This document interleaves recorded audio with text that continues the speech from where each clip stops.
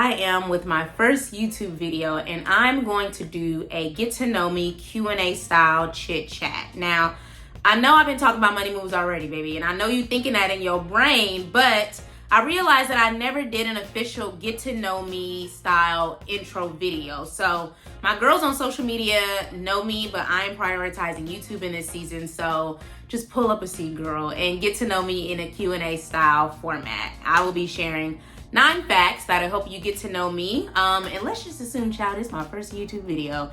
Or it may be the first YouTube video that you see from me. So either way, welcome, girl. So let's just get into it. Number 1, where am I from? So this is so funny because I get so many different questions about this, especially on TikTok. I don't know what it is. I don't know what vibe I give off. The girls think I'm from the islands, child. And I mean, yes, there's a little bit of that in there, but baby, I'm American, okay? I am from Oakland, California. I'm from the Bay, born and raised. And yeah, I've lived all over this country, child. But yeah, born and raised in the Bay in Oakland, and yeah, I love it. I love where I'm from, and I still have a lot of roots there. Though I currently live in Houston, Texas. It's very hot out here right now. I live in Houston. I pay my property taxes in Houston, baby, but I'm always gonna be a Cali girl. 2 is where did I go to college? And I went to college in Atlanta. I went to an HBCU called Clark Atlanta University. And I was ready to get up out of the Bay. As much as I love it, and I love it for many reasons. Number 1, it's a melting pot. Like, I grew up with Vietnamese, Mexican, El Salvadorian, Japanese, Chinese, like we all coexisted. So that made for a wonderful food experience and a wonderful cultural experience. So I had friends of all ethnicities like growing up. But I always felt like we were really lacking with that black culture. And that's not to say California does not have black culture, because it's hell of us here. And if you know anything about the Great Migration, the Great Second Migration? Girl, I don't know. Anyway, if you know anything about the Great Migration, you know that most of our families started in the South, and we immigrated towards these other areas up north, Midwest, West Coast. And again, I'm sure if you black, baby, you probably got some family down south too. So yeah, I feel like I'm low-key Southern at my core, but not too Southern, because I'm very much a West Coast girl. But I knew I wanted to learn more about my culture and my history. And there's only so much that you can learn in sort of a melting pot space. So yeah, I had a friend who went to Clark a year before me, and she would come back, fairly often and tell me about her experience. And I was like, ooh, that sounds kind of lit. That sounds lit. I'm interested. So I applied for schools in state, but I prioritized HBCUs personally, even though my mom wanted me to stay in state because it was cheaper, which it was. But I had settled on 3 schools: Howard University, FAMU, Florida Agricultural and Mechanical something University, and Clark Atlanta University. And because of what I was studying, those 3 schools came back as the top schools to offer that, and for me, it's like, okay, can I get paid after this? Like, who gonna connect me with the people I need to know? And so yeah, I applied to all 3, and I really was connected to Clark because, I feel like Atlanta was Atlanta and back then, and I was like, yes, I want to go to school and get my education, but I'm trying to turn up too. It's my first time away from home. Like, I wanted something kind of lit, and I didn't want to be in the middle of nowhere, because a lot of HBCUs are in the middle of nowhere. And my family's originally from Louisiana, so my grandparents grew up down the street from a very popular HBCU, which is Grambling State, and they wanted me to go there. Hey, I said, no ma'am, no sir, this is the middle of nowhere. And I know that because I grew up going down south, going to Louisiana, and living there. And it was hot, it was nothing to do, I got mosquitoes, it was too much. And I was like, y'all made us city children at this point. We are not Southern. We are from the city. We from the town, Oakland. So yeah, I'm gonna go to visit growing up, but I was like, I don't think I can survive at Grambling, baby. You want me to go to school and get pregnant and do drugs? Not drugs. don't nobody really do drugs like that at HBCUs. I think that's another school kind of thing. I mean, not my friends at least. We would drink, but we didn't really do no drugs, okay? So that wasn't a good example. But anyway, yeah, Gremlin was a no. And so they weren't really a big fan of me going to Clark because they thought I would get lost in the city of Atlanta. I said, baby, if you can make it in Oakland, you can make it anywhere. So yeah, I chose Clark, Atlanta, and to date, one of the best decisions I've ever made. I'm still friends with majority of the girls not the majority, I shouldn't say that.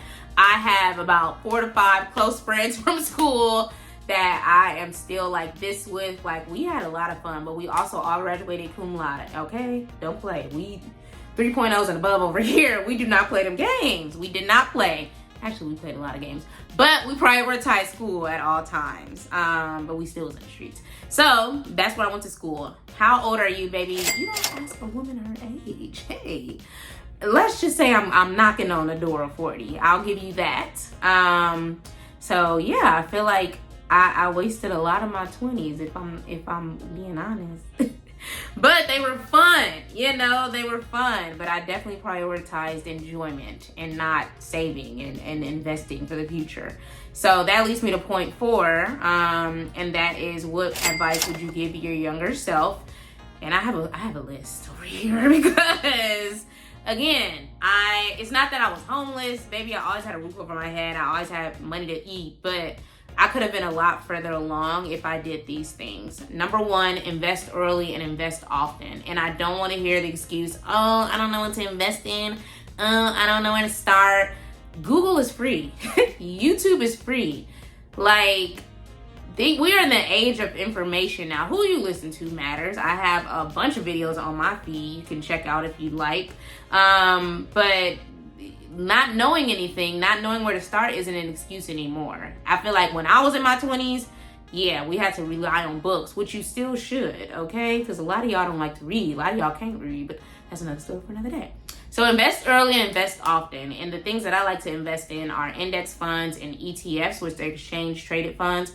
Comment below and let me know if I should do a video on that. It'll be sort of like a beginner's guide to investing, and you use those accounts to invest with. That's the thing. People will just sign up for, you know, a brokerage and do nothing with it, you know? So your money not really making money. If you do that, baby, you gotta invest. You gotta put the money towards, that's like working with a recruiter and then just giving them your resume, but not actually interviewing for the job. Like, make it make sense. You gotta invest the money. You can't just have the Roth IRA. You can't have the brokerage account. You have to, you know, invest the money. 2 is to watch the company you keep. So I'm blessed who have always had a strong moral compass. And my mom was very adamant and expressive of my friends. To this day, she is still very expressive. And she will let me know within one meeting, like, yeah, I like her. She'll be like, no, that ain't your friend. And for me, I love that because she'll never do it in front of them, but she'll always circle back whenever it's just her and I, or we're amongst, you know, family. So her like giving me that insight really helps me to kind of really judge people by their fruit, but also understand that people come in seasons, you know, for reasons in lifetime, and I am much quicker at clocking something that I know ain't for me or somebody who ain't for me and moving around accordingly. So who you influence, who you surround yourself with matters. And, you know, I think Will Smith said this, you are the sum of the 5 people that you spend the most time with. And I've had many moments in my life where I've been like, you know what, I'm doing more of this, and I was not doing this until I was hanging with this person.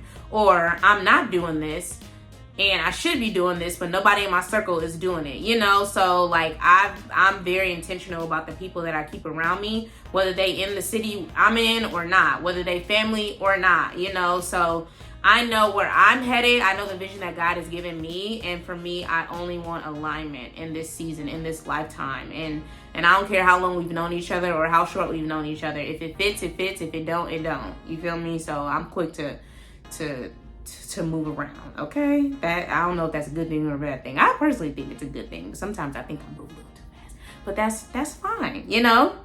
Next is to start a business.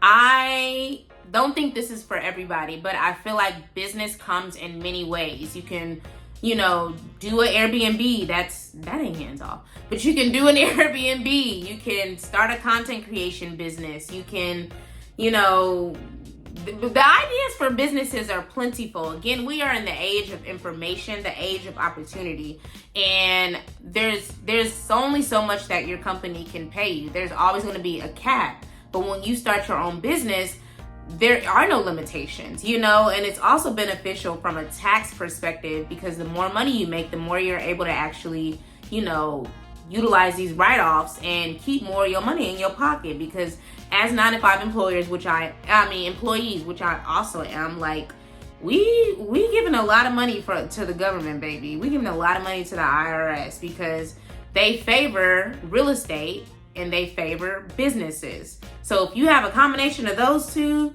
you likely have a better tax situation than those of us that are single with no kids. Even if you do got kids and you're not single, you still probably giving a good chunk to the government, because the levels of priority are real estate and business, and then employees, which sucks. But the more money you make, the more you'll realize how much they take it for you, baby. I've learned very much how that looks. So I would have started a business earlier, and technically I did start my first business in my late 20s. But I would have started it earlier and not use my lack of experience, as a what's the word I'm looking for? As a as a crutch, because I could have done many things, so I would definitely say start a business so that you can earn money outside of your job and use your job to invest, to save, to pay your day-to-day, and then your business money is your money, even though you still should be investing and saving some of it, definitely for taxes. The more money you make, set aside from quarterly taxes, because they are a real thing. But yeah, I would say start a business, even if it's just mowing lawns, if it's like, it doesn't have to be anything where you use your brain too much, or if that's what you want, you can do that too. I run my business literally from this office. I do plan more in-person events, like that's definitely coming, speaking, teaching, engagements, but for the most part, I'm here, and this office is a tax write-off, okay? So that would be another tip. I would also say to devote a lot of time to self and inner healing work. Getting to know yourself as a woman, as a young woman, because in your 20s, you still stepping into womanhood. But I felt like for me, the shift started once I lived in DC. I lived in DC and worked in DC, and I was surrounded by so many like powerful, paid Black people, and I really connected with Black women. Like I had a Black woman supervisor. I had a few, but it was this one company I was working for, and I was still living in Cali, and they interviewed me, and the first person that I interviewed with was the HR manager. She was Black. She was so cool. Like, I really liked her, and I was like, dang, even though I've worked in a Black environment before, like, I was like, oh my gosh, she's so fly. Like, and I just knew this from our Zoom call. I just thought she was really put together, and I made a note of her style, and I liked how she moved. And then I had a call with the CEO of that company, and she was Black too. And I was like, oh my gosh, Black women that are so fabulous and running things. And then I had a final call with the hiring manager, and I liked her too. Like, she was a vibe. Like, she was from Jersey. She was to the point, but I could tell like she had a soft spot, but she was really about her business on that call. But I still knew I liked her. So they ended up offering me that job, and I moved to DC without them ever meeting me in person. And I was like, wow. And then since then, like, I had went to the White House. Like, I had just been in so many other rooms with powerful Black people. And I started to like shift the way I saw myself and what I was capable of.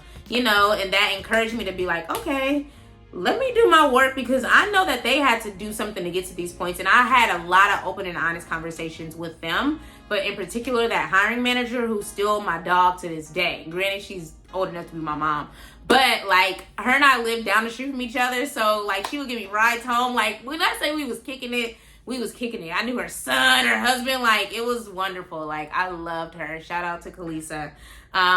She was amazing. I learned so much from her and all the other women and men. Like, that's when I dated The top caliber of men that I dated were in DC, okay? I don't know what's in this Houston water, but them DC men, top tier, okay? Now, that's not to say I'll say they got their stuff together. There's some things they still need to work on too, but we all have things we need to work on. If I had a choice, baby, my man would come on down here and we would be together because I like the mentality. Every man that I dated up there, I learned something from, and I can't say the same for the men out here. But anyway, no shade, Houston's wonderful. Next is to deprioritize men. Look at me spending 2 minutes talking about men, but though I dated and stuff, that wasn't my focus. I was in the streets with the girls. I was traveling. I was enjoying my life. And I just happened to meet them doing these things. It wasn't like, oh, I want to meet a man. Let me go. No, that was never the goal, baby. Because men was everywhere. Men are everywhere. So you ain't got to search for them. As soon as you step outside, they going to pull up. I'm telling you. So deprioritizing men is something that I would recommend to my girls that are, 20-somethings. And then lastly is to make sure that I'm sorry, this is connected to the deprioritizing of men, which means to prioritize other things. If you date, but don't make that your whole identity. And make sure that the ones that do come around are worth your time. That's sort of a addendum to deprioritizing men. Because I feel like I think back on outside of that DC experience, just all the other dating experiences that I've had, and I feel like outside of the DC one and a few sprinkles here and there, the men weren't really giving. They may have been fine, but like I wasn't learning anything. Like they weren't challenging me in like a good way. Like it was just like, yeah, we just kicking it. He's cute, I'm cute, but it never like. I don't know. I just feel like if I'm in your life, I want to add value. If you're in my life, I want you to add value. And in a lot of my most recent situations, I'll say, except for one or two, they didn't really bring nothing, And I'm not saying you got to pay my bills and stuff because I pay my own bills, and I believe that's a husband's or at least a boyfriend's responsibility if my boyfriend wants to do that. Now, my husband, we definitely need to talk about co-mingling. But if you're just my boyfriend, if you want to pay a bill, baby, I'm not going to stop you, but that's not a requirement. But yeah, I just feel like make sure they're worth your time. If you know that you're going in this vision, that's why you got to have a vision for your life. If you know you're going in this direction and he going in this direction, then y'all not equally yoked, And I believe in that. Like you have to have people, just like some of the 5 people that you're around reflect you, like the person you decide to date, the person you decide to get with, the person you decide to marry is a reflection of you. And I think a lot of us be so quick to settle and just accept anything because we're lonely or all these other reasons. And I'm like, no, like I'm super selective. And I feel like every guy that I've dated has said that, like, you a cold piece of work, but when you really love, you love. Like there's no question about it. And I respect that, so I'm thankful that they know what's up, number one, because I don't want to have no riffraff around me. And yeah, if you're going to come correct, or don't come at all, baby, move around. Anybody can move around over here. So that would be my recommendation with that. I'm sorry, y'all, that took a long time, but I thought the girls needed to know, especially my young girls, because I got a lot of 20-somethings. Comment below if you were 20-something. Let me know your age in the comments.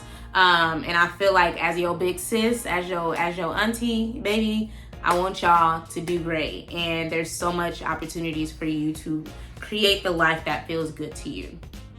Next is, what do you like to do? What do I like to do? Travel. I love to travel. I mean, I have a whole travel series on my page. I'll link it up here. My most recent video is called, what is it called? How to travel more and spend less money. Like I have free flights. I've earned free flights for all of 2024, and I'm not an influencer or anything like that. It wasn't through no paid partnerships. It's literally through like travel credit cards and earning points on like everyday purchases. So again, check that out. I also talk about like how I use high-yield savings accounts to save for my trips with my 9-to-5 budget. Like I use what I have to get what I want, And I ain't got to lay up on no man to make it happen, baby. I fund my own trips over here. But if a man want to fund my trip, I'm not going to stop him, okay? But I love to travel. I love to spend time with my loved ones. Like I'm big on hosting. I'm not hosting for the next couple of months. Actually, I am. And next month I'm hosting. Damn, I forgot about that. But anyway, I love to host, you know, kick it at home. Invite the girls over, invite my friends, my family over, play games, you know, have a little drink, eat some food. It's also cheaper. Like, outside is expensive, y'all. Like, I do not be outside like I felt like I used to, because I wasted a lot of money and that shit wasn't even that fun. But anyway, yeah, kicking it at home or kicking it at somebody else's home. Like, I love a little kickback. And then finding alternative and creative, you know, things to do. So again, I don't want to just go out and smoke hookah and over. I got a hookah here. And I got drinks here. Like, I want to do something different. So I like concerts, festivals. Like, I like candle making classes. Like, I actually need to go to a class again. Yeah, I like learning new tricks on YouTube. Like, I'm committed to my financial journey just as much as I'm committed to y'all. So I'm always like learning more about investing and excuse me, the FIRE, you know, financial independence, retire early. Like, I'm always just listening to stories and absorbing things. I'm big on business. I spend a lot of time working on my business. So I'm always on YouTube just listening to other success stories. I work out freaking every day, you know, because if I don't, I'm gonna be big as hell. So I don't want no big back. I don't even like when the girls say that, baby. I got a sexy back. Let's not play. I like trying new recipes. Again, I'm at home, so I always try to find a new recipe every week to make, just so I can add to my repertoire, because I need my, you know, I like to eat, and I feel like my man gonna like to eat, and we're gonna be cooking together. He's gonna be cooking for me, I'm gonna be cooking for him, we're gonna be cooking together. So I wanna have a slew of things to bring to the table, just like I hope he has a slew of things to bring to the table. And I think it's so sexy when people cook together. Like, I just think that's super cute. And I'm so thankful every guy that I've dated has cooked for me, and more than I've cooked for them. So, you know, I just feel like I'm God's favorite when it comes to that.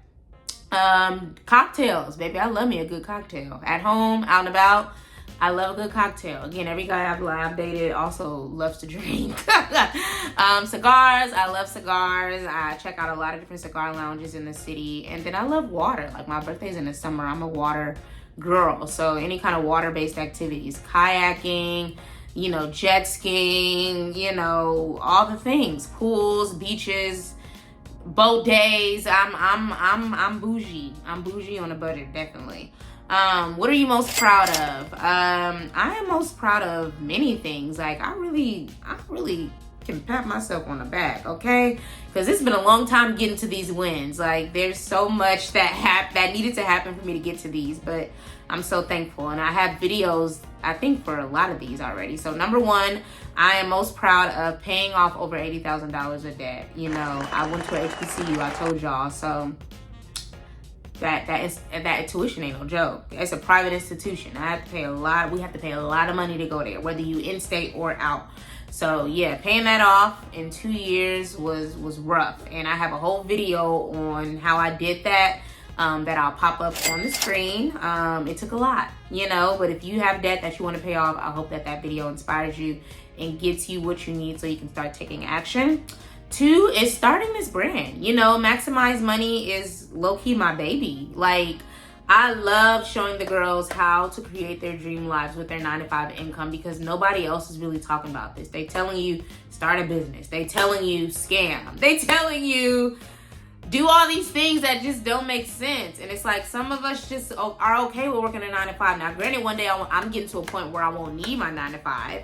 I want that to be optional. But like, for a lot of folks, they like, actually, I just want to use this check consistently and use it to build my dream life. And that is literally what my brand is about. Like, I teach Black women how to create their dream lives with their 9-to-5 income. So the trips you want to take, the experiences you want to collect, the cute hair, clothes, all that stuff, you can confidently learn how to afford it with your 9-to-5 income. You don't have to seek these other sources if you don't want to. So that is really what my brand is about, and that's what my luxury living on a 9-to-5 budget is about. I talk to the girls about, you know, how to travel more without spending more money. I talk to the girls about how to save more without getting second jobs and scamming.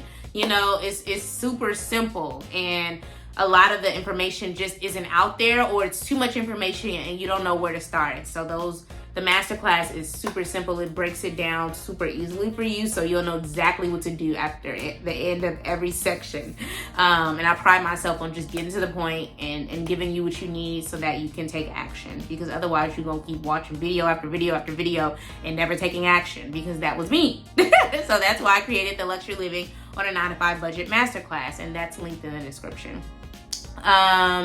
I am proud of buying my home, you know, which is now an investment property, as a single woman, because I think society loves to tell us, you know, if you buy a house, then what's your husband gonna do for you? I said, buy me another one. I mean, who says that we can only have one house? I don't understand. Like, why would I wait for some man who ain't even here yet to buy a house, you know? So I'm thankful that I had an example in my mom who bought her house. Like, I have examples with my aunts.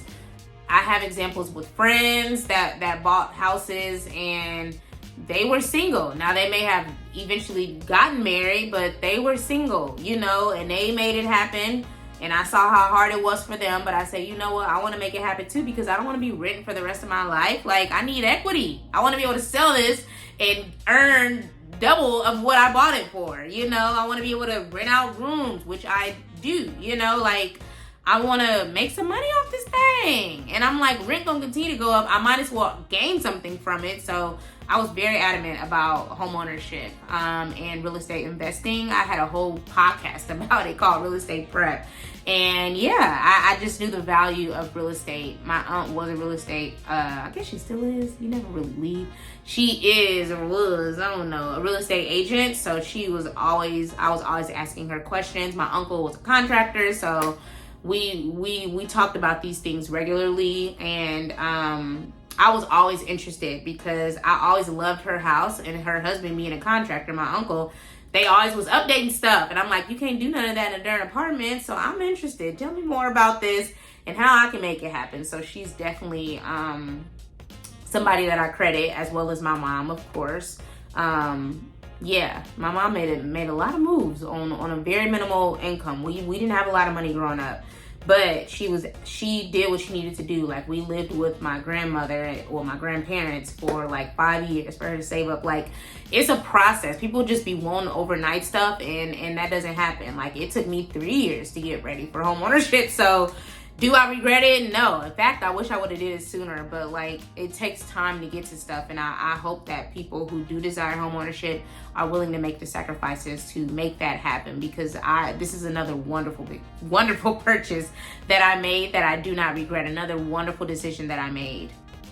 Next is setting my baby boy up for success / watching him grow. So I have a godson. It's my little baby, my nephew. Like, he is the light of our lives. He a little terrorist too, little Aquarius terrorist, but we love him, and I have my own little bond with him. And I knew when he was conceived, and when my loved one told me about him, I knew that I wanted to set him up for success, because we all struggled. Each generation should leave the next one better than they found them. And I was like, okay, our grandparents did a lot for our parents did a lot for us. We need to do a lot for the next generation. And I don't personally want kids, so I really do look at him as my baby. Like, that's my nephew. And I invest for him, and now I've involved his parents in investing for him, and we started that account at 2 years old. So if you have kids, if you are the rich auntie or the rich auntie in training, rich uncle in training,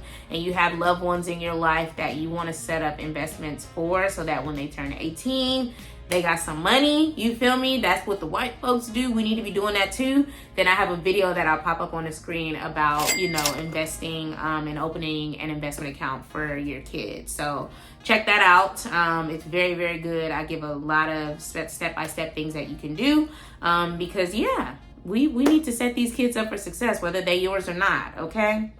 And then lastly is my inner growth, which I talked a lot about. You know, doing that self and inner healing work. Like, I feel like when you do that work internally, it starts to shine externally, and the opportunities that, you know, and the people, all those things that are connected to you start to make sense and align. So I had a lot of years of crying and tears and just, who am I and why do I do this? And girl, it it was ugly. It was ugly, but it needed to happen. So I'm thankful, and I'm still on that journey. You never really are fully healed, but I'm in a much better place than I think I was a good 2 years ago. Okay, so God is good. Next question is, what would you be doing if money wasn't an issue?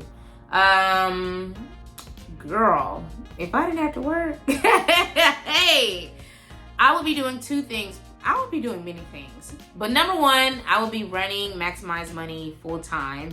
And I envision, this is the vision that God has given me. Like, I will have an influx of speaking and teaching opportunities. Like, I'm talking Essence Fest, I'm talking Black Enterprise, like I'm talking big wig stuff, and I know that stuff is coming. Like, I know it's coming. I'm working on my private and paid community, you know, where I can kiki with the girls about money. Like, I feel like there are no safe spaces for Black women to talk about money openly, you know? So, you know, we don't talk about our salaries with our friends. We don't talk about how we want to pay off debt with our friends. If anything, they're seen as a crutch, or they continue to live their life and they just working to give money to these clothes, these shoes, these hookahs, these drinks, and they don't know that, like, you just stay in this cycle. It's like, if you don't assign your money responsibility, and if you don't put it somewhere where it can actually grow, you're gonna be working till you 75. You're gonna be working till you 80. Like, I'm sure you have a coworker who probably shouldn't be working right now, but they are, because they probably didn't invest and save their money for retirement. And so, like, my private and paid community, I think that's the name. Let me know if y'all like that.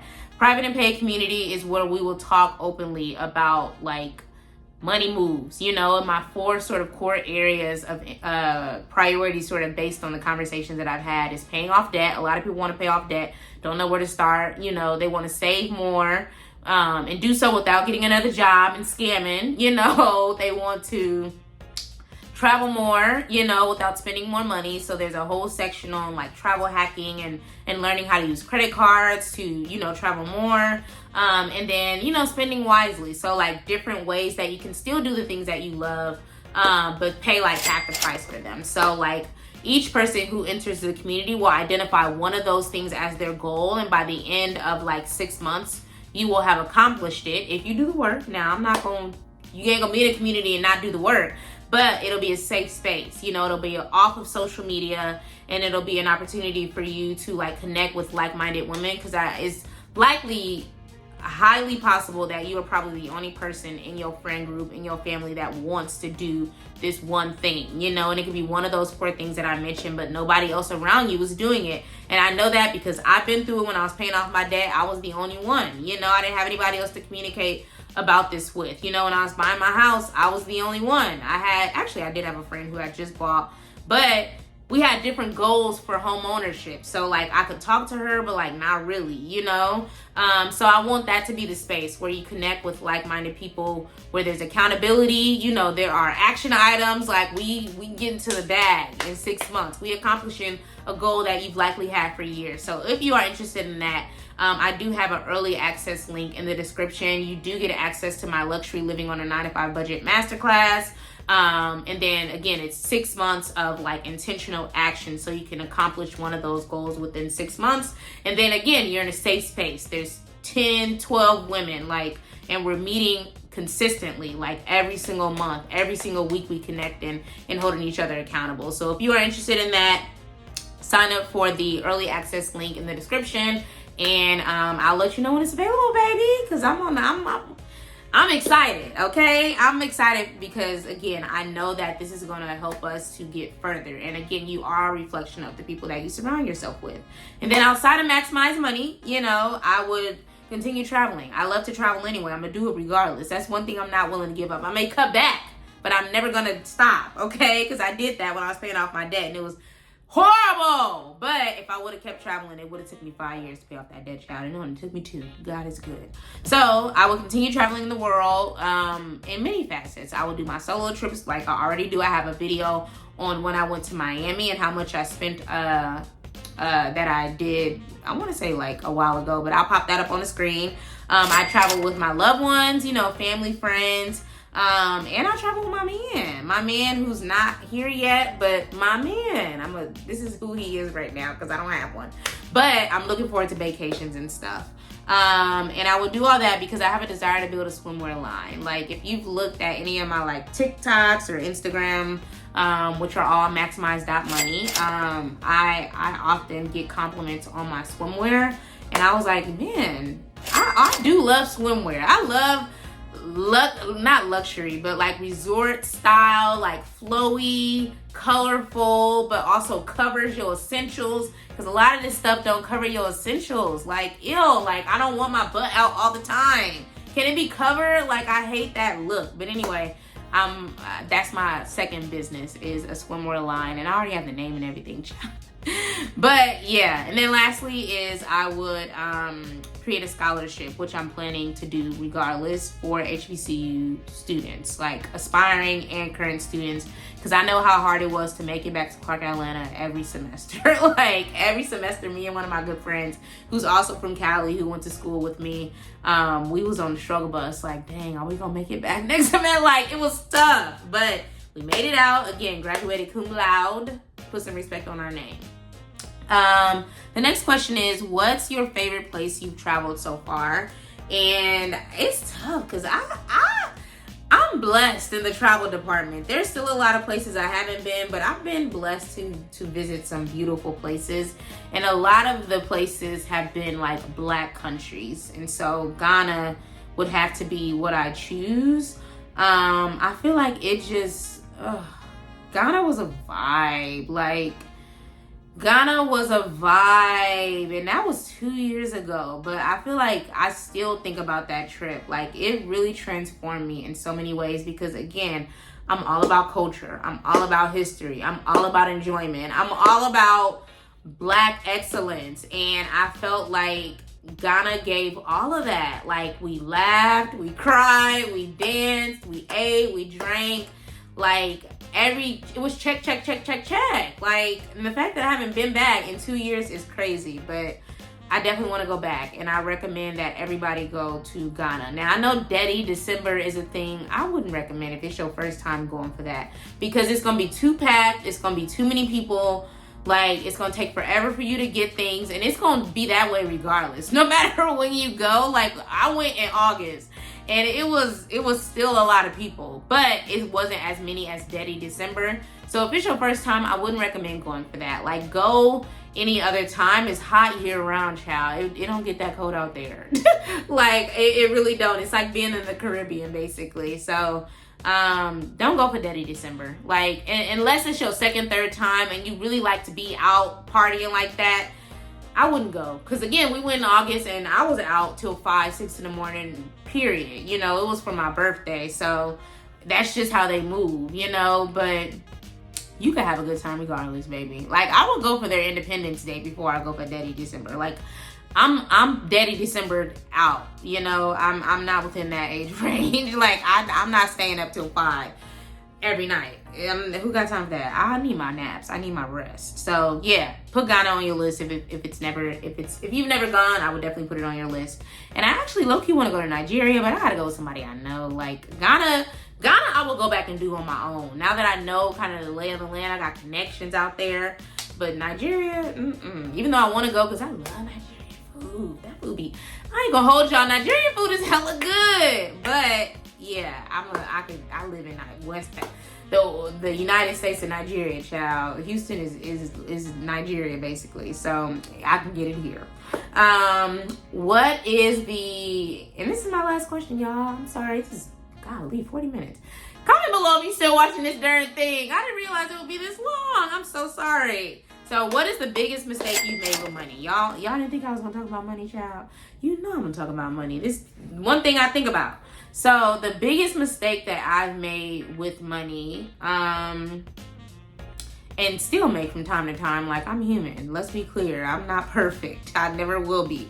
I do make better decisions, but I don't make perfect decisions. And I would say impulsive and emotional spending. Impulsive spending is when you just spend, and I'm very impulsive as a woman. Like, I'm impulsive about everything. It's so funny because when I talk to my friend, like, he'll be like, okay, what you doing today? What's going on today? Because you know that I be changing my mind about stuff. And so, yeah, I'm an impulsive spender. So if I had a bad day Or if I'm like, dang, it's a little trip to Turks and Cake, it's only $200. Let me book that thing. You know, like I'm an impulsive spender in that sense, and then emotional spending. So like if I had a rough work day or a meeting didn't go well, I'm like, you know what, I ain't bringing this shit. And then I'll go look at flights. I'll go on Amazon and buy something I don't need. Like I feel like that's still a challenge of mine. If you are also an impulsive or emotional spender, baby, comment below so I know that I'm not alone. Yeah, because I be changing my mind. I be emotional. Like I'm an emotional being. Like I'm tough. I'm a tough cookie, but I'm also very emotional. So yeah, I be changing my mind on stuff, and that's why I'm thankful for free cancellations and things like that, because I be needing them.